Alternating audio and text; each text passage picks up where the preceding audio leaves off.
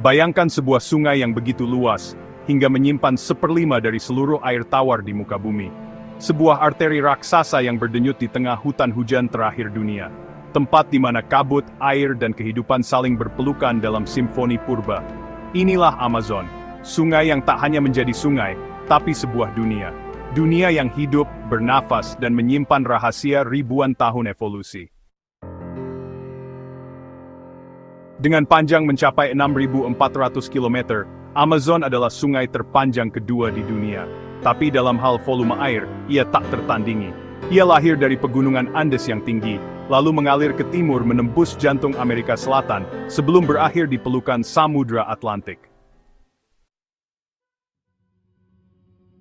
Di tengah sungai raksasa ini, muncul pulau-pulau tak biasa, seperti Kepulauan Anafilhanas dan Mariwa, bukan pulau berpasir putih, melainkan pulau yang tenggelam dan timbul bersama ritme air.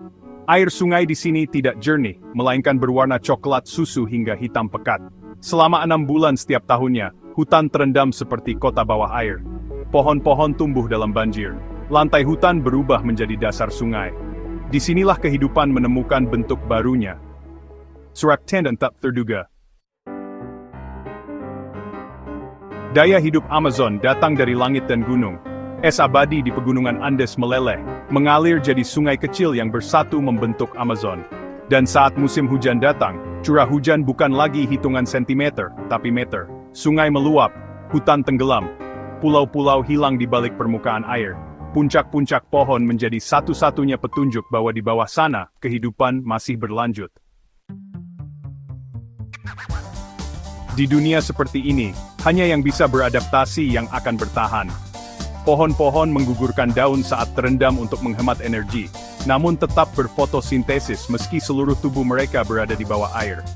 Ikan-ikan seperti Brycon mampu melompat hingga 4 kali panjang tubuhnya demi mencapai buah-buahan yang jatuh dari kanopi. Bahkan beberapa pohon menggantungkan penyebaran benihnya pada ikan. Mereka memakan buah, memuntahkan biji, dan menanam hutan di tempat baru. Simbiosis bukan sekadar bertahan hidup, tapi sebuah tarian ekologis yang sempurna. Namun, Amazon bukan surga tanpa ujian. Daun-daun membusuk menciptakan air yang rendah oksigen. Gelap, kental, dan sulit dihuni. Tapi beberapa makhluk berhasil menemukan celah.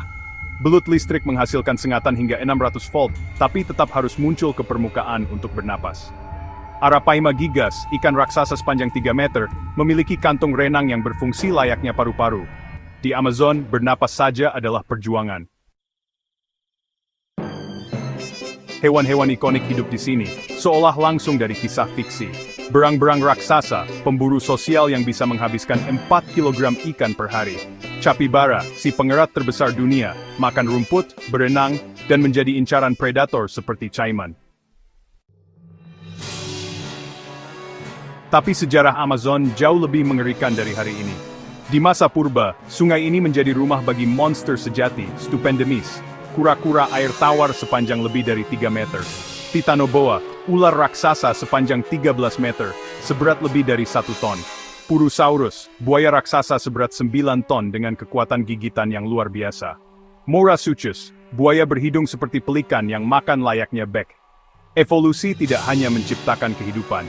Ia respon eksperimen dengan keagungan ukuran.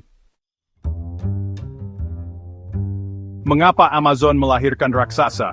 Karena iklim tropis yang stabil dan lembab, memudahkan hewan berdarah dingin tumbuh besar. Karena di masa lalu, kadar oksigen di udara lebih tinggi. Dan karena di sini, makanan melimpah, pohon berbuah sepanjang tahun, air kaya plankton, dan setiap sudut hutan adalah dapur alam.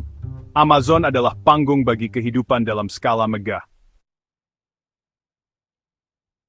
Sungai Amazon bukan sekadar sungai. Ia adalah kisah. Kisah tentang ketahanan, keajaiban, dan terhubungan yang rumit antara air, tanah, dan makhluk hidup. Menjaga Amazon bukan hanya tentang melindungi sepetak hutan, tapi menjaga salah satu organ vital planet ini, paru-paru air dunia, tempat di mana masa lalu dan masa depan bersatu dalam aliran yang tak pernah berhenti. Jika bumi adalah makhluk hidup, maka Amazon adalah jantungnya. Jangan biarkan ia berhenti berdetak.